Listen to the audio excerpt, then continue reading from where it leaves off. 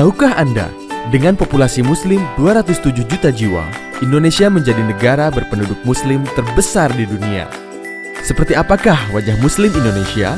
Untuk mengetahui perspektif sosial keagamaan kalangan Muslim Indonesia pada akhir Maret 2016, Wahid Foundation dan Lembaga Survei Indonesia mengadakan survei di 34 provinsi.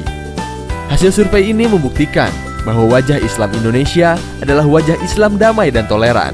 Berikut ini adalah buktinya. Mayoritas Muslim Indonesia sebanyak 72% menolak tindakan radikal yang menyertakan kekerasan atas nama agama.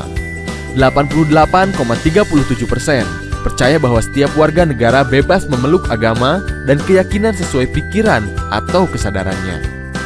65,35% berpendapat bahwa negara harus melindungi setiap pemikiran yang berkembang di masyarakat.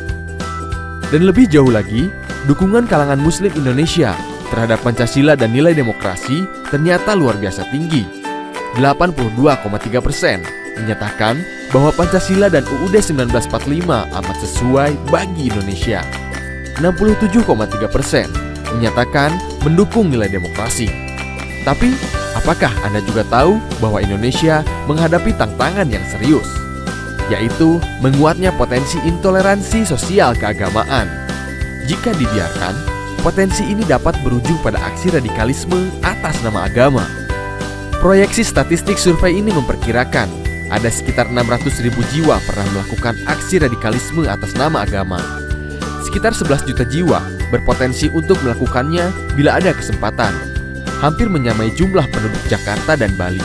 Aksi radikalisme ini mencakup pemberian dukungan dana atau materi kepada organisasi radikal, sampai dengan melakukan penyerangan terhadap rumah ibadah pemeluk agama lain. Ingat, ini angka potensial hasil proyeksi, bukan angka aktual. Ada 3 hal yang berpengaruh signifikan atas potensi ini.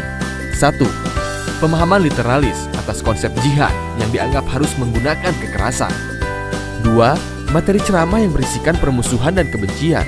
Dan ketiga, ketidaksukaan bahkan kebencian terhadap kelompok tertentu meskipun kelompok tersebut seagama. Tapi survei ternyata menemukan bahwa pendidikan, pendapatan, dan wilayah tempat tinggal di desa atau kota tidak berhubungan langsung dengan intoleransi dan radikalisme sosial keagamaan.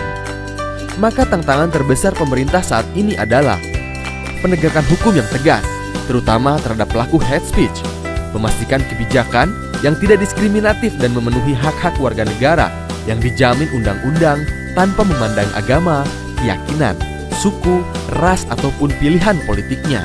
Pemerintah pusat dan daerah juga tidak boleh memberi dukungan kepada kelompok atau organisasi yang diketahui melakukan aksi-aksi intoleran dan radikal. DPR dan DPRD harus menghapus atau merevisi undang-undang atau peraturan yang bertentangan dengan semangat kebinekaan, perdamaian, dan non-diskriminasi. Organisasi sosial keagamaan moderat seperti Nahdlatul Ulama dan Muhammadiyah harus memperkuat basis dan kapasitas anggotanya dengan pemahaman keagamaan yang lebih kritis dan terbuka. Dan sebagai warga negara, kita harus membiasakan diri berpikir kritis, tidak terlibat penyebaran ujaran kebencian atau hate speech, mengamalkan nilai-nilai beragama yang positif dan damai, membuka ruang dialog, menggiatkan interaksi antar kelompok, serta memupuk saling pengertian dan pemahaman. Marilah kita bangun bangsa dan kita hindarkan pertikaian yang sering terjadi. Inilah esensi tugas kesejarahan yang tidak boleh kita lupakan sama sekali. Karena Indonesia bukanlah milik sesuatu golongan, sesuatu agama, sesuatu suku, pun golongan adat istiadat tertentu, tapi milik kita semua, dari Sabang sampai Merauke.